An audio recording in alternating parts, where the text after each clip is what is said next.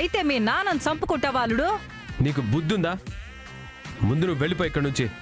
నీ వల్లే ఈ గొడవలు జరుగుతున్నాయి.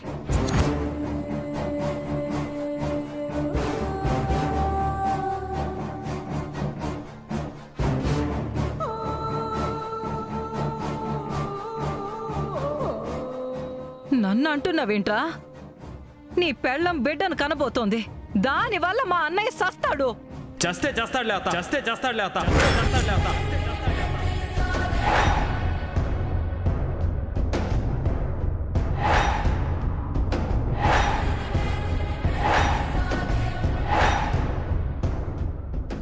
అప్పుడా ఏమన్నావు? అంతే, ఎవ్వరేమైపోయినా పర్వాలేదు, నా ప్రాణం పోయినా పర్వాలేదు, నా బిడ్డ బతకాలి.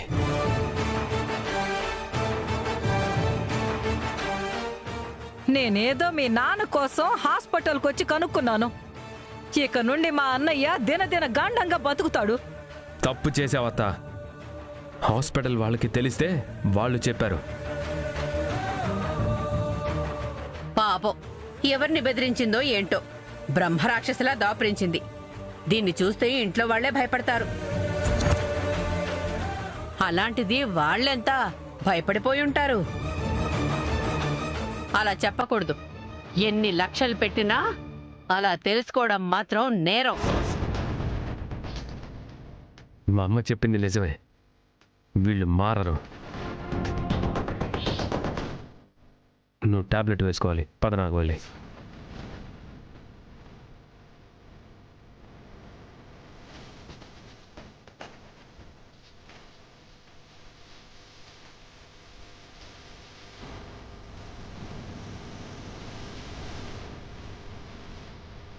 అన్నయ్య, ఆడపిల్లని కూడా తెలిసిపోయి ఉండాది. కుదిరితే తల్లిని బిడ్డని ఇద్దరిని దెబ్బతీయాల. అవకాశం కోసం చూస్తా ఉండానమ్మా. అబ్బోడు కూడా బిడ్డ వైపే ఉండాడు కాబట్టి తొందరపడకూడదు. ఆచి తూచి అడుగు వెయ్యాలా.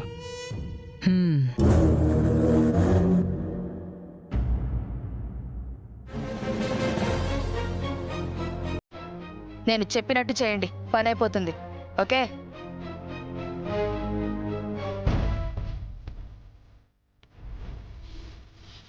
I'll call you letter.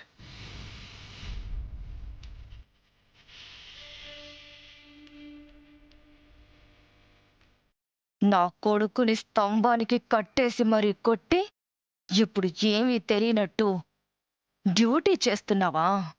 ఇక నీకు కౌంట్ డౌన్ స్టార్ట్ అయ్యిందే.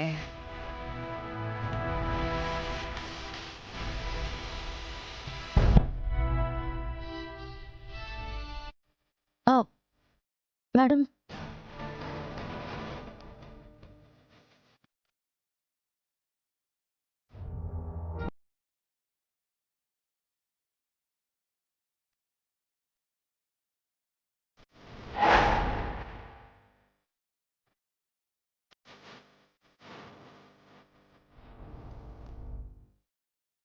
నీకు పెళ్ళయిందా? అయింది మేడం.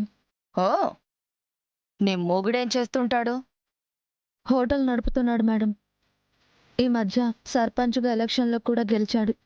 ఓహో, మొత్తానికి జనాల మన్నన పొందినవాడే అన్నమాట. అసలు ఊరే వీళ్ళ వెనకుంది మేడం.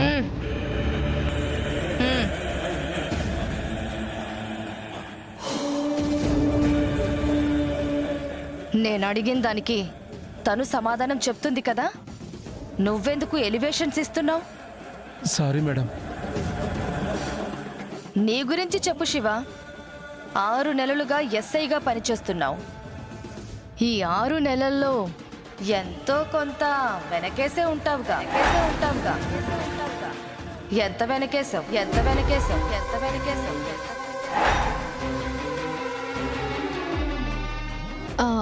అలాంటిదేం లేదు మేడం. నేనేమీ అనుకోను, పర్వాలేదు చెప్పు. నేను లంచం తీసుకునే ఆఫీసర్ని కాదు మేడం. అలాంటి వాళ్ళను నేను ఎంకరేజ్ చెయ్యను కూడా. అయితే చిన్న చిన్న కమిషన్లు లాగవన్నమాట. మరి పెద్ద పెద్ద స్కామ్లు అలాంటివి ఏమైనా చేయిస్తావా? అలా వెనకేసుంటే ఈ పాటికి ఒక 10-15 కోట్లన్నా వెనకేసుండాలే. మేడం మీరేమంటున్నారు? చంద్రగిరి పోలీస్ స్టేషన్లో ఎస్ఐని. ఇక్కడ దోపిడీలు దౌర్జన్యాలు జరగకుండా చూసుకుంటానే కానీ పెద్ద పెద్ద స్కామ్లు నేనెందుకు చేస్తాను మేడం? ఎక్కడైనా అలాంటి ఇన్ఫర్మేషన్ వచ్చినా వాళ్ళని తీసుకొచ్చి లోపలేస్తాను.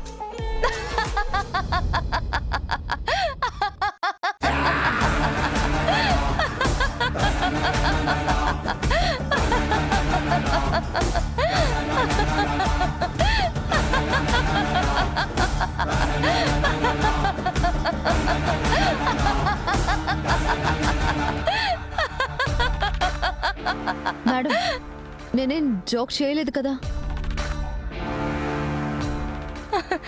మీరేంట్రా నవ్వరు? అది జోక్ కాదని చెప్పారు కదా మేడం.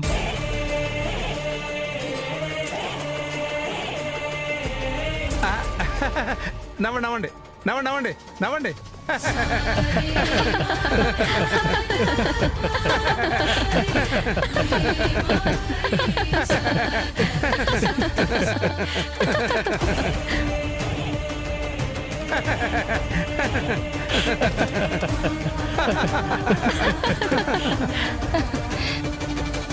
ఏమయ్యా జోకేంటో ఇప్పుడైనా అర్థమైందా?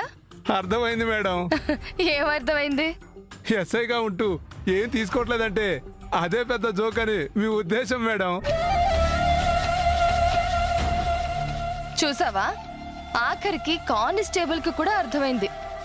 నీకు అర్థం అవ్వకపోతే ఎలా శివపార్వతి? అర్థమైంది మేడం, కానీ నేను ఇన్కమ్ మీద దృష్టి పెట్టలేదు. ఇక్కడ జరిగే క్రైమ్ మీద మాత్రమే దృష్టి పెట్టాను.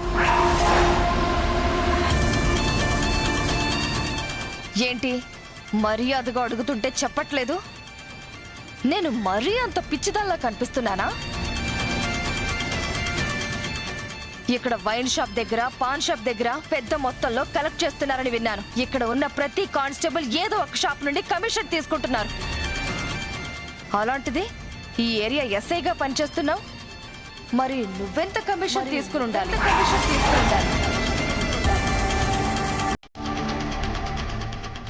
నేను కమిషన్ తీసుకోలేదు మేడం.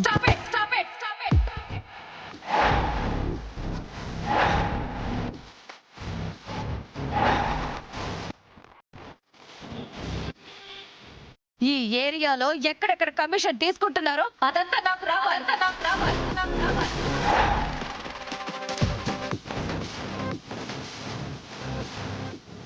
నేను కమిషన్ తీసుకోవట్లేదు మేడం.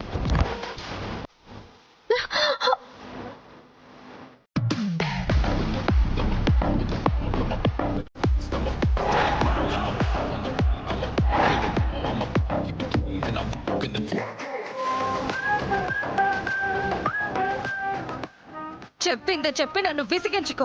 జాబ్ లో ఉండాలంటే నేను చెప్పినట్టు వినాల్సిందే. ఇక నుండి ప్రతి షాప్ నుంచి నాకు కమిషన్ రావాల్సిందే. అర్థమైందా?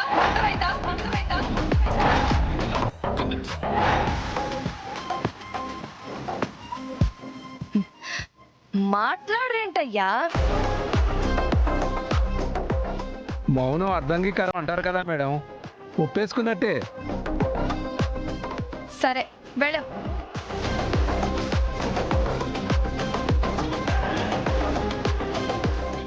ఆగో.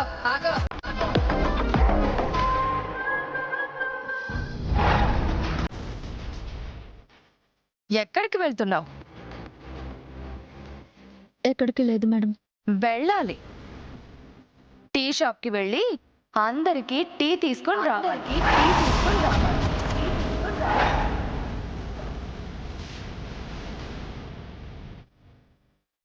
మేడం నేను ఒక ఎస్ఐని. నేను టీ తీసుకురావడం ఏంటి మేడం? కానిస్టేబుల్ తీసుకొస్తారు, కానీ అది నాకు నచ్చదు. నువ్వు తీసుకొస్తేనే నాకు నచ్చుతుంది.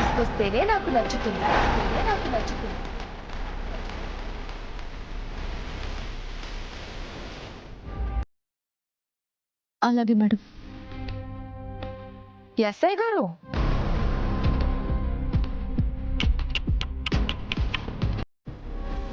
ఫెయిల్ అవుతున్నట్టున్నారే. సరే, ఒక పని చేద్దాం.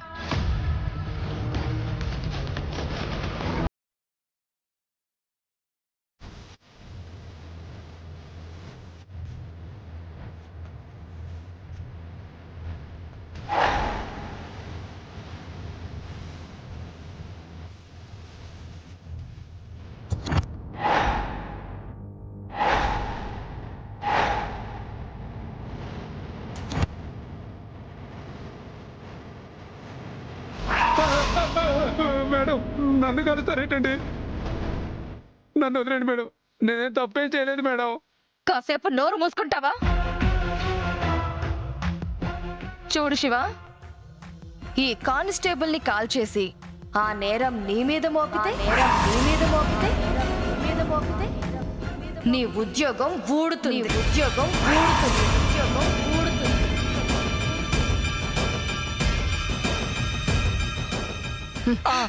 మళ్ళీ నువ్వు వెళ్ళి హోటల్లో అయినా పని చెయ్యాలి, లేదంటే ఊచలు లెక్క పెట్టుకుంటూ ఉండాలి. నేను ఎంత మెంటల్ ఆఫీసర్నో ఇప్పుడు నీకు అర్థమై ఉండాలి. వెళ్ళి టీ తీసుకుంట్రా. అలాగే మేడం. గుడ్. వెళ్ళి వేడివేడిగా టీ తీసుకుంట్రా.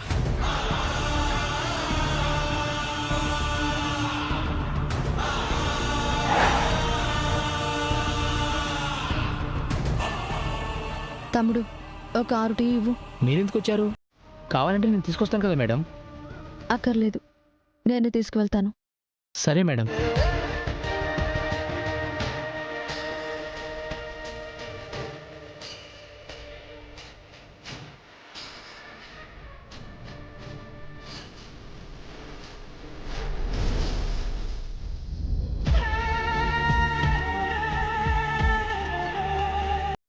మేడం, అందరికీ ఇచ్చి నాకు ఇవ్వు.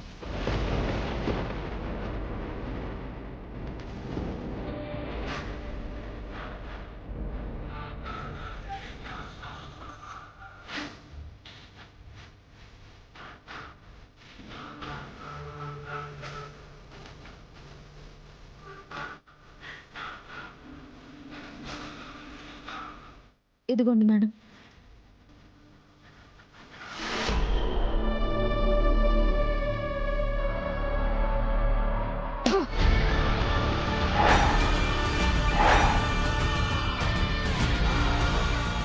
చిచ్చి, అసలు ఇది టీయేనా? ఏమైంది మేడం? ఏమైందా? నీ మొహంలాగే ఉంది.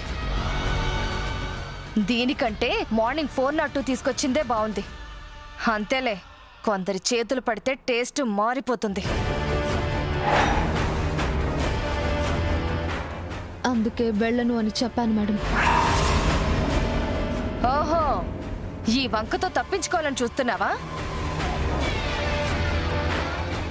నువ్వు తప్పించుకోవాలని చూసినా నేను అవకాశం ఇవ్వనుగా.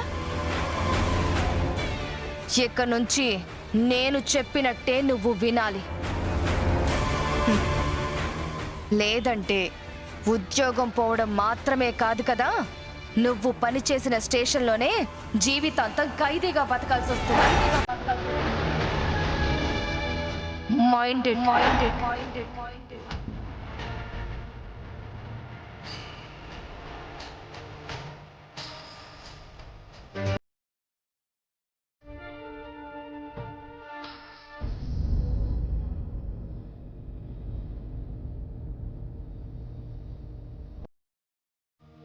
గంగకి మేనకోడలు అదే.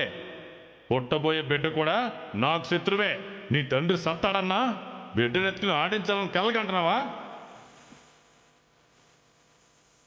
నువ్వు పాపనెత్తుకుంటే నా పాడెత్తుతానా కూడా? నీ పెళ్ళం బిడ్డను కనబోతోంది, దానివల్ల మా అన్నయ్య సస్తాడు. చేస్తే చేస్తాడులే అత్త, చేస్తే చేస్తాడులే అత్త.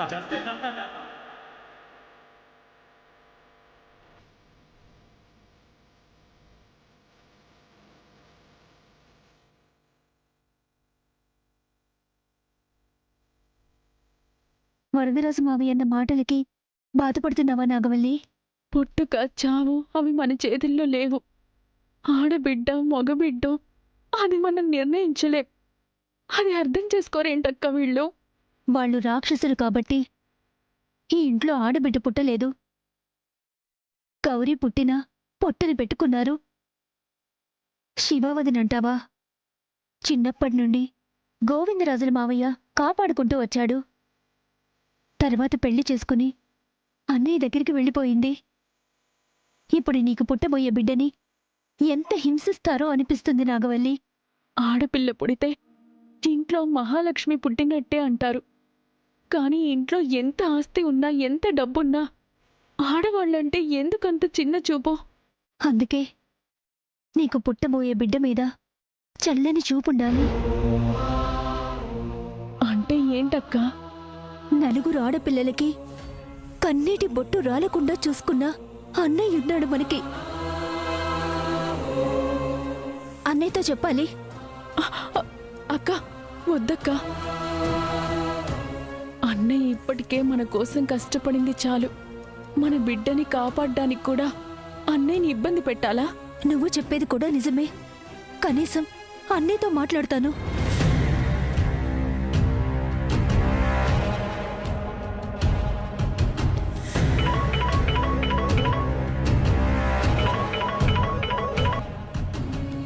హలో హలో అన్నయ్య. అమ్మా అమృత, బాగున్నారా అమ్మా? నేను బానే ఉన్నానన్నయ్య. నాగవల్లి ఎలా ఉందమ్మా? తను టైంకి తింటుందా లేదా? అసలే నా మేనకోడలు కడుపులో ఉంది. టైంకి తిని టైంకి పడుకుంటే పుట్టబోయే నా బంగారు తల్లి క్షేమంగా ఉంటుంది. అన్నయ్య, అది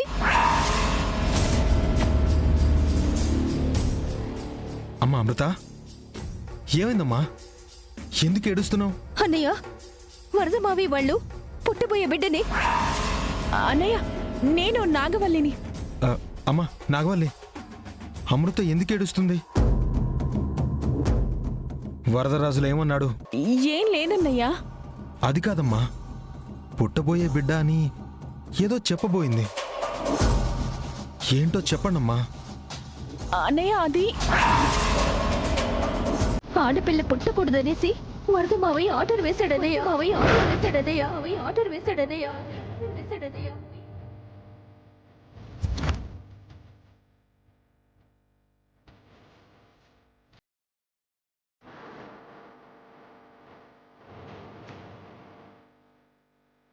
అక్క చెల్లెళ్ళిద్దరూ ఎవరితో మాట్లాడుతూ ఉండరే?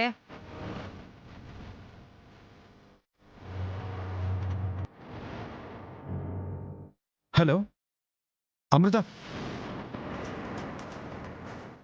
నాగవల్లి,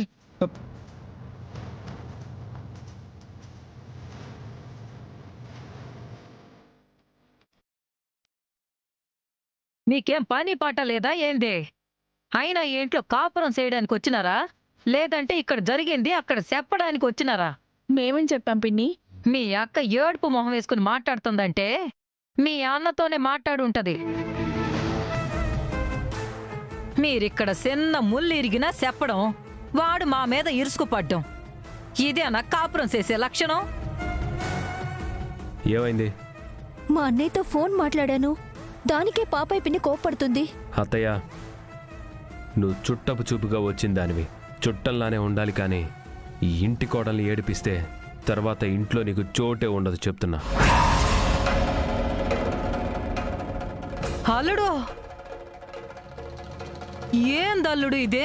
వాళ్ళని వెనకేసుకుని వస్తా ఉండవు. నా భార్య నాగవల్లి కానీ నా మరదలు అమృత కానీ ఎవరి మూలంగానైనా కంటతడి పెడితే వాళ్ళని క్షమించను అని. నువ్వు మా నాన్నకి చెల్లివి కాబట్టి వదిలేస్తున్నాను. వెళ్ళిక్కడి నుంచి. ఈడికి పిచ్చి ఏ టైంలో ఎట్టా ఉంటదో చెప్పలేం. కొరికేసినా పేక కొరికేసేలా ఉండాడు. ఏ నుండి వెళ్ళిపోవడమే మంచిది.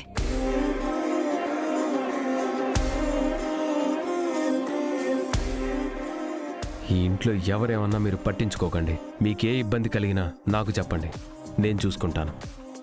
చూసావా అక్క, ఇవన్నీ చూసుకోవడానికి బావున్నాడు. అనవసరంగా నువ్వు అన్నయ్యకి చెప్పి వాళ్ళని కంగారు పెట్టావక్కా. ఏం చెప్పింది నాగవల్లి? మీ నాన్న చేసిన గొడవ గురించి చెప్పింది బావా. అయ్యయ్యో, మీకు నేనున్నానని చెప్పాను కదా, ఇంకా నా మీద నమ్మకం రాలేదా? అనవసరంగా గంగబావని టెన్షన్ పెడతారెందుకు? అక్కడ వాళ్ళు ఫీల్ అయితే ఇక్కడ నాగవల్లి ఫీల్ అవుతుంది. నాగవల్లి ఫీల్ అయితే నేను ఫీల్ అవుతాను.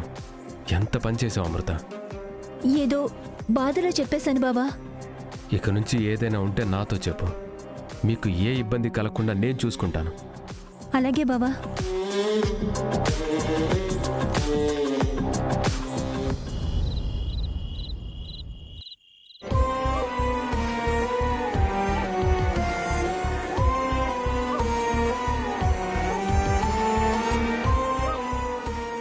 దేవా మారిపోయాడు.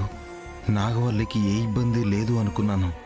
అమృతని ప్రేమించి పెళ్లి చేసుకున్న వీర్రాజు క్షేమంగానే చూసుకుంటాడని, నా చెల్లెళ్ళకి ఇక ఏ కష్టం ఉండదు అనుకున్నాను. కానీ ఆడపిల్ల పుట్టకూడదని వరదరాజులు పెట్టిన షరతుకి నా చెల్లెళ్ళు బాధపడుతూ ఉంటారు.